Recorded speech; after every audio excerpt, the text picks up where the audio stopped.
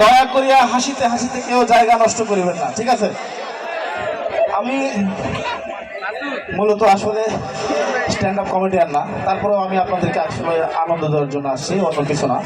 আপনারা এটা অন্যভাবে নেবেন না। তো আমরা ছোটবেলায় একটু কবিতা পড়তাম, যখন ছোটবেলায় ছিলাম আমরা মুক্তবে পড়তাম। বিশেষ করে 2000 শতকের দিকে যাদের জন্ম বা 19 শতকের দিকে যাদের জন্ম, তারা শিশু শিক্ষার সাথে পরিচিত। এবং শিশু শিক্ষায় একটা কবিতা আছে, পাখি সব করে রব, রাতি পহলো কাননে কুসুম কলি সকলে ফুটিল। এই কবিতা কে কে জানেন? একটু হাত তুলবেন। এই কবিতাটা কারা কারা জানেন? একটু হাত তুলবেন। কি জানেন? শুনছেন আপনারা, তাই না? আমি একটা সময় ছোট ছিলাম, মুক্তবে পড়তাম। তো তখন মুক্তবে ওস্তাদের কাছে যখন যাইতাম, তো মুক্তবে ওস্তাদ তখন পড়াতো স্বরে অস্বরে হাস্যই দীক্ষই রস্যই ইত্যাদি ইত্যাদি পড়াতো। অক্ষর চিনা তো আর কি। তো অক্ষর চিনা যখন আমার শেষ হয়ে গেল, তো স্যারকে আমি পড়া দিলাম অক্ষর দেওয়ার পরে স্যার এই কবিতা আমাকে পড়াচ্ছে। তো বলতেছে যে এই কবিতাটা তুমি এখন কি করো, পড়ো। তো অক্ষর যখন মনে করেন যে কেবল অক্ষর শিখছি, অন্য কিছু তো পারি না, তো তখন স্যার বললো ঠিক আছে, তুমি তো আকার উকার হিসিকার কিছুই পারো না, তো শুধু অক্ষর দিয়ে কবিতাটা পড়ে আসো। তো খুব স্ট্রাগল করলাম, সারা রাত স্ট্রাগল করার পরে পরের দিন সকালে পড়া দিলাম এইভাবে, পক সব কর রব, রব পহল কমন কসম কল সকল ফটল। স্যারকে বললাম স্যার কমন হল। স্যার বললো চমৎকার হল। স্যার এখন বলতেছে যে আরে সর্বনাশ, আকার উকার হিসিকার সব কিছু ছাড়া পারলো। আচ্ছা ঠিক আছে, তুই কালকে পড়ে আসিস আকার দিয়ে। তো পরের দিন আমি পড়া শুরু করলাম এইভাবে, পাখা সাবা কারারাবা রতা পাহালা কানানা কাসাম কালা শাকালা ফাটালা। স্যারকে বললাম স্যার কামানা হলো। স্যার বললো চমৎকার হলো। এবার স্যার বলতেছে আকার দিয়েও পারছে রে,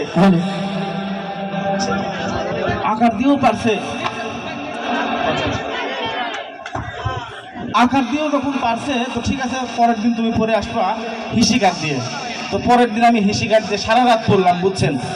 সারা রাত পড়ার পরে পড়লাম পরের দিন এইভাবে, পিকিসি বি কিরিবি রীতি পিহিলি কিনে কিসেম কিলি শিকিলি ফিটিলি। স্যারকে বললাম স্যার কিনে হেলি। স্যার বললো চিমিত কেড়ে হেলি। পরের দিন আবার গেছি স্যারের কাছে, স্যার বলতেছে আকার দিয়েও পারছে, হিসিকার দিয়েও পারছে, এবার হুসুকারতে পড়ে আসিস তো বাবা। তো পরের দিন পড়া শুরু করলাম এইভাবে, পুকুসুবু কুরুরুবু ঋতু পুহুলু কুনুনু কুসুম কুলু শুকুলু ফুটুলু। স্যার কুমুনু হলো। স্যার করছে চমৎকার হলো। এখন তো বড় হয়ে গেছি, ছোটবেলার কবিতা তো আর চলে না, এখন বড় হয়ে গেছি, বড় কবিতা। যখন প্রাইমারিতে ওটা শুরু করলাম, তখন আমরা প্রাইমারিতে ক্লাস 1-এর বই একটা কবিতা পড়ছিলাম, হ্যাঁ, ওই দেখা যায় তাল গাছ ওই আমাদের গা, ওইখানেতে বাস করে কানাবগির ছা। পড়ছি কি পড়ি নাই?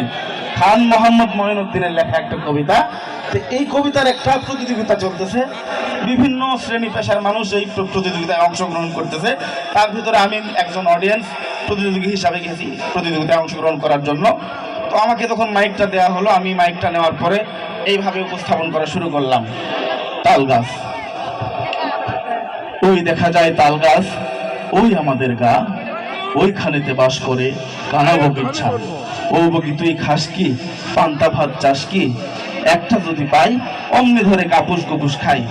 এই বলে আমি তো নেমে চলে আসলাম। আসার পরে পরবর্তীতে যে অডিয়েন্স গেছে আর কি, উনি আবার প্রতিযোগী একটু রাজনৈতিক ব্যক্তিত্ব, রাজনীতি করে। তো আপনারা স্বভাবত জানেন রাজনীতি যারা করে এদের হুঙ্কার একটু বেশি, তাই না?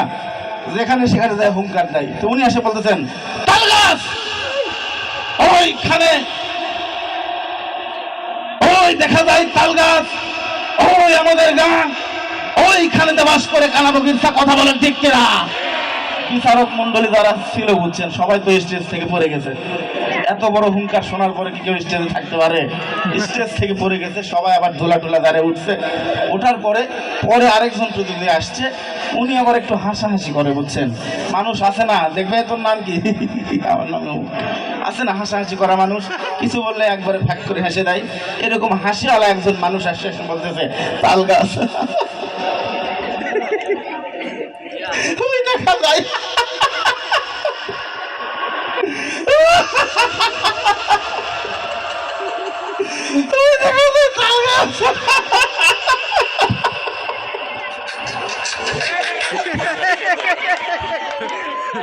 উনি সর্বশেষ আসলে বলতেই পারে না, হাসতে হাসতে এমন একটা অবস্থা হয়ে গেছে যে পাবলিক হাসি শুনবে নাকি আসলে কবিতা শুনবে, হাসতে হাসতে পড়ে গেছে।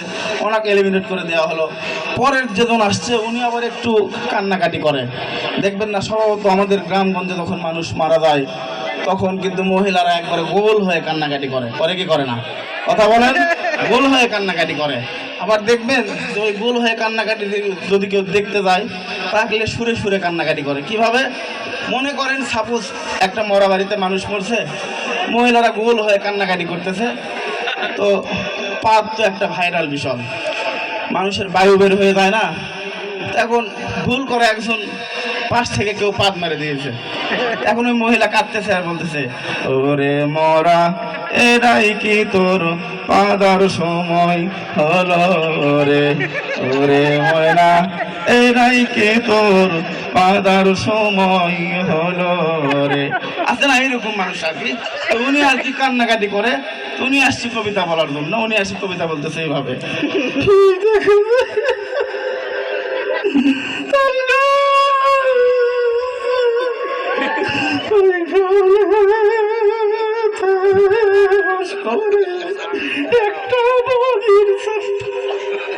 কাঁদতে কাঁদতে ওনার অবস্থা খারাপ, উনি এলিমিনেট হয়ে চলে গেছে।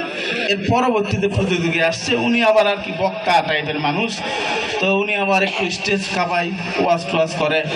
তো আছে না এক ধরনের মানুষ আমাদের এখানে যে যাদের ওয়াজ শুনলে আবার সাইড থেকে মানুষ একটু কি বলে হুকারি ভরায়, কথা বলেন ঠিক কিনা? এমন একজন বক্তা আসছে, এসে বলতেছে, ওই দেখা যায় তায়াল গাছ ওই আমাদের গাহায়া হায়া, ওইখানেতে বাস করে নানা ভোগের ছায়া যাইয়া। সম্মানিত উপস্থিতি, উনি মজায় ফেলছে একবারে, বুঝছেন?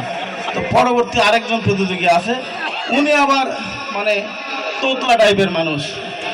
তোতলা বোঝেন তো, একটা বলতে গেলে আর একটা বলে। তো উনি আবার আর কি তোতলামি করতে করতে আসে বলতেছে,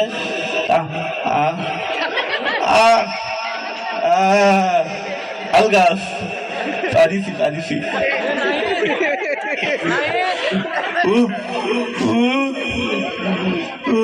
ওই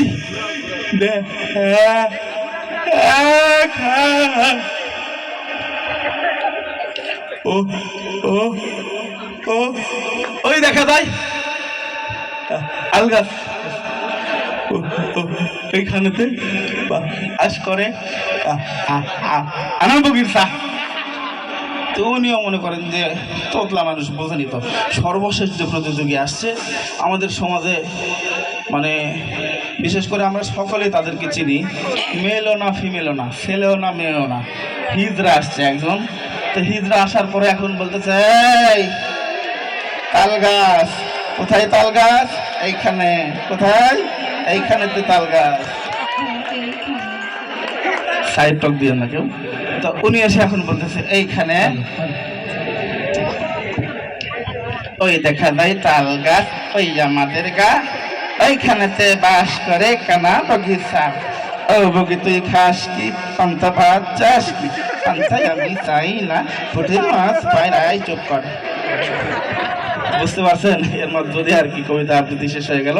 সকলে ভালো থাকবেন, সুস্থ থাকবেন। আসসালামু আলাইকুম ওয়া রাহমাতুল্লাহি ওয়া বারাকাতুহু। মাশাআল্লাহ মাশাআল্লাহ।